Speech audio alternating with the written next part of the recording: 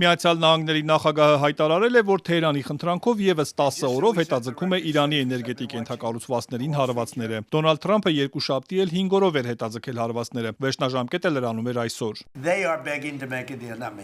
Թրամփի հայտարարությունից հետո նավթի գինն իջել է մինչև $93։ Այսօր 3 նավ փորձել է հատել Հորմուզի նեղուցը, սակայն Իսլամական հեղափոխության պահապանների կորպուսի զգուշացումից հետո հետ են գնացել։ Կորպուսը հայտարարել է, որ ոչ բարեկամական երկրների նավերի երթևեկությունը նեղուցով արգելված է, իսկ ցանկացած փորձ կոշտ արձագանքի կարժանանա։ ԱՄՆ նախագահը կրկին պնդել է, թե հաղթել են պատերազմը եւ նշել, որ Իրանի հետ բանակցությունները շատ լավ են ընթանում, հակառակ Թեհրանից հնչող հայտարարություններին, թե չեն բանակցում Վաշինգտոնի հետ։ Թրամփը կրկին սպառնացել է Իրանին ոչ մի լավ բան չի սպասվում, եթե գործարքի չգնան, չհրաժարվեն իրենց միջուկային ծրագրից եւ չբացեն Հորմուզի նեղուցը, որտեղով անցնում է աշխարհում սպառվող նավթի մոտ 20%-ը։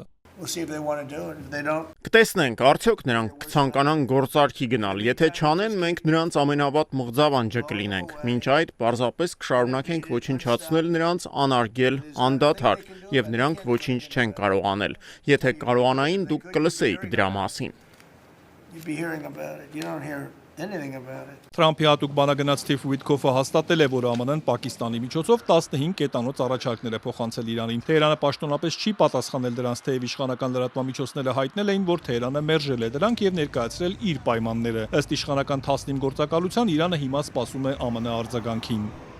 Չնայած Թրամփը պարբերաբար պնդում է, թե հաղթել են պատերազմը, Wall Street Journal-ը գրում է, որ Պենտագոնը քննարկում է Մերձավոր Արևելք լրացուցիչ 10,000 զինվոր ուղարկելու հնարավորությունը։ Ըստ լրատվամիջոցի դեռ պարզ չէ, թե որտեղ կտեղակայվեն այդ ուժերը, սակայն ենթադրվում է, որ դրանք կլինեն Իրանի եւ Խար կղզու հարվածային հասանելիության սահմաններում։ Ու մինչ պարզ չէ, թե արդյոք Թեհրանն ու Վաշինգտոնը բանակցում են, պատերազմի 28-րդ օրը Իսրայելը շարունակել է հարվածներն Իրանին ու Լիբանանին, կան զոհեր եւ վիրավորներ։ Իսրայելը պնդել է, որ հարվածել է նաեւ Իրանի ծովային ականների արտադրության գլխավոր օբյեկտին։